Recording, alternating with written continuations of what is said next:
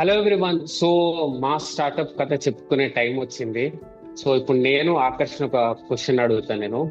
So Akarsh, general గా product launch చేసేటప్పుడు కానీ ఒక టైమింగ్ అనేది ఒకటి ఉంటుంది అంటారు కదా మార్కెట్ లో. ఇప్పుడు అవసరమా లేదా అని ఒకటి అంటారు కదా.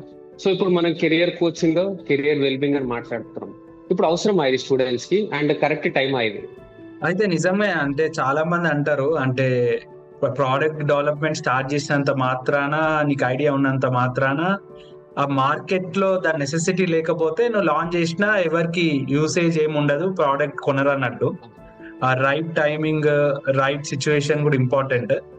సో ఐ థింక్ అంటే కోవిడ్ తర్వాత లైక్ మెంటల్ హెల్త్ గురించి కానీ, అబౌట్ పర్సనల్ కేర్, ఎట్లా డిసిజన్స్ తీసుకోవాలి, లైఫ్ అన్ప్రిడిక్టబుల్ గా మారుతుంది. So how we need to manage our decisions కానీ, మన కెరియర్ ని, మన వెల్ బీయింగ్ ని కానీ, అండ్ దీని రిలేటెడ్ గా చాలా అవేర్నెస్ పెరిగింది.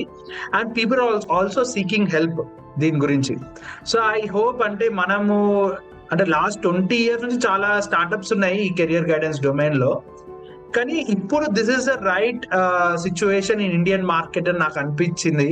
So I hope this is the right time. And మనము సర్వే చేసిన బట్టి కూడా మనకు అర్థమైంది ఆన్ ద గ్రౌండ్ లో. సో ఐ థింక్ నా కాన్ఫిడెన్స్ ఉంది, మన ప్రోడక్ట్ MVP ఇంకా డెవలప్ చేస్తున్నాము మన యూజర్ ఇన్సైట్స్ బట్టి. వన్స్ లాంచ్ చేసినాక I think people will really adapt this and they will also come and engage in our product అని నాకు అనిపిస్తుంది.